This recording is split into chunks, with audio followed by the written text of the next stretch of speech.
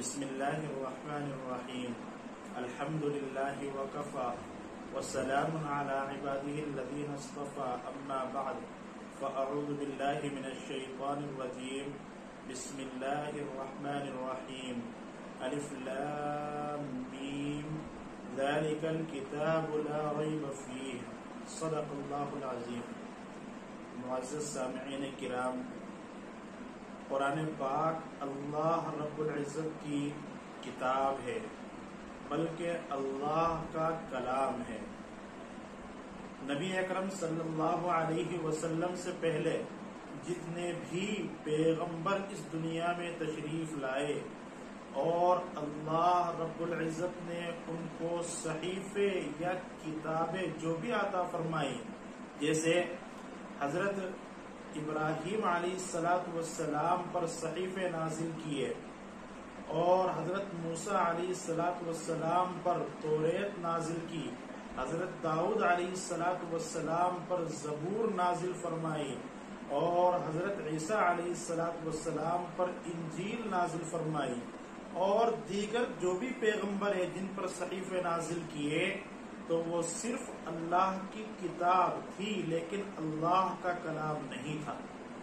اللہ کے کلام ہونے کا شرف اگر کسی کتاب کو حاصل ہے تو وہ قرآن پاک ہے۔ اللہ فرماتے ہیں ذالک الکتاب لا ریب فیہ، کہ یہ کتاب ہے جس میں شک و شبہ کی کوئی گنجائش ہی نہیں ہے، اور دوسرے مقام پر فرمایا لا یأتیہ الباطل من بین یدیہ ولا من خلفہ، کہ باطل قرآن پاک کے آس پاس بھٹک ہی نہیں سکتا۔ جو لوگ حق کی زندگی گزارنا چاہتے ہیں، سیدھے سچے راستے پر چلنا چاہتے ہیں، تو ان کے لیے صرف ایک ہی راستہ ہے کہ وہ اپنی زندگی قرآن پاک کے مطابق بنا لیں۔ جو لوگ اپنی زندگیوں کو قرآن پاک کے مطابق بنا لیں گے، وہ راہ راست پر ہیں اور حق پر ہیں، کبھی بھٹک نہیں سکتے۔ حضرت عائشہ صدیقہ رضی اللہ تعالی عنہ فرماتی ہیں نبی اکرم صلی اللہ علیہ وسلم کے بارے میں کہ گویا آپ کے اخلاق قرآن پاک ہی ہیں۔ اگر نبی کو دیکھنا ہے تو قرآن پاک کو دیکھ لو، نبی قرآن پاک کی جیتی جاگتی تصویر ہے۔ بہرحال قرآن پاک اللہ کا کلام ہے۔ قرآن پاک 23 سال کی مدت میں نازل ہوا، اور قرآن پاک کے 2 نزول ہیں۔ ایک مرتبہ تو لوح محفوظ سے پہلے آسمان پر قرآن پاک کو نازل کیا گیا، اور یہ شب قدر میں ہوا۔ اس کا ذکر اللہ نے فرمایا اِنَّا أَنزَلْنَاهُ فِي لَيْلَةِ الْقَدْرِ، کہ ہم نے قرآن پاک کو شب قدر میں نازل کیا۔ شب قدر میں قرآن پاک لوح محفوظ سے پہلے آسمان پر پورا کا پورا کاپی کر دیا گیا۔ اس کے بعد پھر 23 سال کی مدت میں پہلے آسمان سے اس دنیا پر نازل ہوا نبی اکرم صلی اللہ علیہ وسلم پر۔ جیسی ضرورت پڑتی رہی اس طریقے سے نازل ہوتا رہا۔ نازل ہونے کی ترتیب الگ ہے اور موجودہ ترتیب الگ ہے، چونکہ موجودہ جو ترتیب ہے وہ لوح محفوظ کی ترتیب ہے، اور نازل وہ تو ضرورت کے حساب سے ہوا، جیسا واقعہ پیش آیا، جیسی ضرورت ہوئی وہ قرآن پاک کی آیت نازل ہو گئی۔ لیکن ساتھ ساتھ نبی اکرم صلی اللہ علیہ وسلم یہ بھی فرماتے جب بھی قرآن پاک کی کوئی آیت نازل ہوتی کہ اس آیت کو فلاں آیت کے بعد رکھ دو، اس آیت کو فلاں آیت کے ساتھ ملا کر یاد کرو۔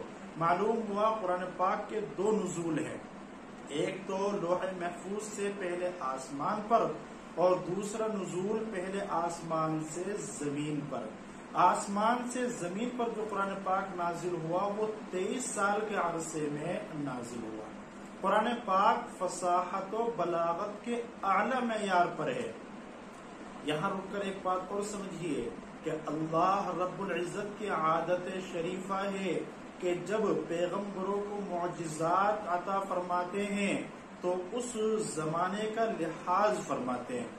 جیسا کہ حضرت موسیٰ علی نبینا وعلیہ السلام کو جو معجزات عطا کیے، تو چونکہ حضرت موسیٰ علی نبینا وعلیہ السلام کے زمانے میں جادوگری کا رواج تھا، جادوگری عروج پر تھی، اس لیے ان کو ایسے ہی معجزات عطا کیے گئے۔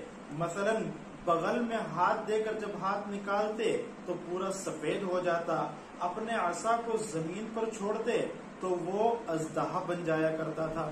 اسی طرح حضرت عیسیٰ علیہ السلام کے زمانے میں چونکہ علم طب عروج پر تھا، اس لیے حضرت عیسیٰ علیہ السلام کو اسی طرح کے معجزات عطا کیے گئے کہ نابینا آتا اس کو ٹھیک کر دیتے اور یہ تک بتلا دیا کرتے کہ تم اپنے گھر سے یہ کھا کر آئے ہو۔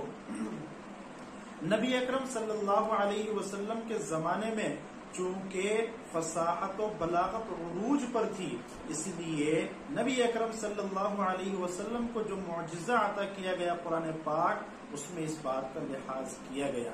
چنانچہ قرآن پاک میں کئی مقامات پر کھلا چیلنج ہے۔ اللہ فرماتے ہیں قُلْ فَأْتُوا بِسُورَةٍ مِّن مِّثْلِهِ، تم اس جیسی ایک چھوٹی سی صورت ہی لا کر دکھا دو۔ حالانکہ عرب بڑے فصیح و بلیغ تھے، اپنے قصیدے لکھتے تھے اور خانہ کعبہ کے دروازے پر لٹکاتے تھے، اور جو خانہ کعبہ کے دروازے پر قصیدہ لٹکا ہوا ہوتا تھا، جب کوئی دوسرا شاعر اس سے اچھا قصیدہ لکھتا تو پہلے والے قصیدے کو ہٹا دیتا اور وہ قصیدہ وہاں پر لگا دیا کرتا۔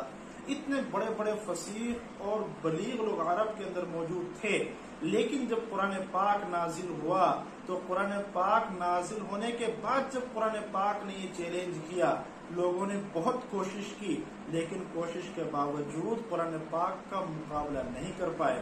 اور کرتے بھی کیسے؟ اللہ رب العزت نے اعلان فرما دیا فَإِن لَمْ تَفْعَلُوا وَلَن تَفْعَلُوا، اگر تم قرآن پاک کی ایک چھوٹی سی صورت کے برابر بھی کوئی صورت نہ بنا سکو، وَلَن تَفْعَلُوا، اور ہرگز بنا بھی نہیں سکتے۔ سارے انسان، سارے جنات مل کر بھی اگر قیامت تک غور و فکر کریں اور قرآن پاک کی ایک چھوٹی سی صورت بنانا چاہیں تو ہرگز ایسی صورت نہیں بنا سکتے۔ کیوں؟ اس لیے کہ قرآن پاک اللہ کی کتاب ہے، اللہ کا کلام ہے۔ ظاہر سی بات ہے، جو قوت اور جو کیپیسٹی خالق کائنات کے اندر موجود ہے وہ نہ تو انسانوں کے اندر موجود ہے، نہ ہی جناتوں کے اندر موجود ہے، اور نہ ہی فرشتوں کے اندر موجود ہے۔ بہرحال قرآن پاک فصاحت و بلاغت کے اعلی معیار پر ہے، لیکن عجیب بات یہ ہے کہ فصاحت و بلاغت کے اعلی معیار پر ہونے کے باوجود قرآن پاک کا سمجھنا انتہائی آسان ہے۔ دوسری عربی کی کتابیں آپ پڑھیں، ادب کی کتابیں آپ پڑھیں تو اس میں بڑی مشکل لغات آپ کو نظر آئیں گی، لیکن قرآن پاک پڑھتے چلے انتہائی آسان اور سہل انداز ہے، اور جس انداز میں بات سمجھائی گئی ہے گویا سننے والا جو سامنے والا ہے اس کے ذہن میں بات اترتی چلی جاتی ہے۔ اللہ نے فرمایا وَلَقَدْ يَسَّرْنَا الْقُرْآنَ لِلذِّكْرِ فَهَلْ مِن مُدَّكِرٍ، اور ہم نے قرآن پاک کو آسان کیا نصیحت حاصل کرنے کے لیے، تو کیا کوئی ہے جو نصیحت حاصل کرنے والا ہو؟ کیا کوئی ہے جو کاروبار سے وقت فارغ کرے قرآن پاک سمجھنے کے لیے؟ کیا کوئی ہے جس کے پاس اتنا وقت ہو کہ اللہ رب العزت کے لیے اور اس کے کلام کے لیے کچھ وقت نکال سکے تاکہ وہ سمجھے اور دوسروں کو بھی سمجھائے، اپنی زندگی بھی اس کے مطابق کرے اور دوسروں کی زندگیاں بھی اس کے مطابق کرے؟